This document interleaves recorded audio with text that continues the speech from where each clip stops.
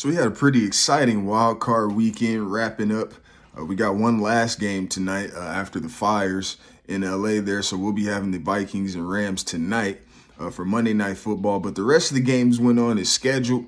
First was Bills and the Broncos. Great game here. I think the Broncos definitely have a bright future to look forward to. Bo Nix had 4 carries for 43 yards, but only 13 for 22 with 144. And that one touchdown at the beginning of the game there to Troy Franklin in the pass game. And honestly, man, I was watching in the first drive. I think Cortland Sutton converted on third down with a nice catch in traffic that he had. But I'm telling you, that was like the last one he had for the rest of the game. Every other contested catch seemed to be a drop for the rest of the goddamn game. So I think what the Broncos going to want to do, I like Troy Franklin and Bo Nix just off of the chemistry. And I think Troy Franklin is a playmaker in his own right. I think he kind of has some of that same thing that Bo Nix had, right? A lot of college snaps. I think they both were roommates, things of that nature in college. So Troy Franklin has had a decent amount of snaps in college as well. And I think that kind of shows on the fields. So I think maybe you want to find one more decent pass catcher. Maybe you need one of these hybrid kind of tight ends out there to kind of give Cortland Sutton a break sometimes. I don't think Cortland Sutton is like the best contested catcher in the league, right? As far as like a number one receiver, he's a guy that, if you put a good cover guy on him or, you kind of bracket the coverage on him, you can kind of get him out of the game, right? And so I think they need someone that can overcome some of those things at that receiver position to kind of help Bo Nix out. And one thing that was a theme in all of these playoff games is that a lot of these teams were definitely looking to stop the run. And, a lot of these teams definitely, other than the Ravens, pretty much had kind of regular mundane games on the ground and just kind of had to find ways to win by getting those big plays, right? And so, you think about Josh Allen and the Bills. Honestly, James Cook had 23 carries for 120 yards and a touchdown. That's a dangerous stat, if you ask me, because in my opinion, that's been one of the Bills' biggest weaknesses over the past few seasons, ever since Josh Allen really got there, is just that lack of run game, right? And so we talked about in the playoffs just how important that is. And to see James Cook go for 120 and really gash that Broncos defense that is one of the better defenses in the league, that was very important. I'm sure the coaching staff loved to see that because that's something that you really want to have going as the playoffs get rolling here, right? And honestly, having Curtis Samuel as your leading receiver on the day, 68 yards on 3 catches. I haven't seen Curtis Samuel since they signed the man. So that was great to see as well. You want to see guys kind of getting into a flow as the season goes along, right? And so, after that fake punt conversion, the Bills defense actually bowed up, and then they come down and miss the field goal, the Broncos do.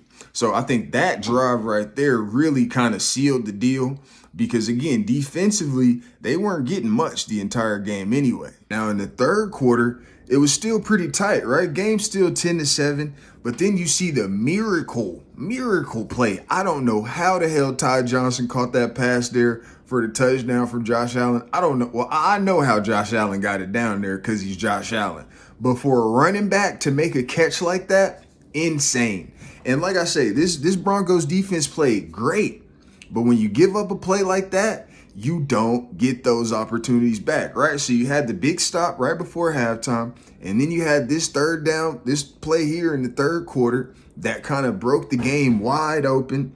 And then the Bills call a great disguise coverage on the next third down there that confuses Bo. Late in the third quarter, they punt the ball, and then Shakir returns that same punt for 25 yards to set the Bills up nice. And then 2 plays later, you get Curtis Samuel for the touchdown, and that's the ball game pretty much, right? Broncos had a 4th and 2 play to kind of end the game there where they tried to run the, my guy John Gruden calls a spider 2 wide banana, right?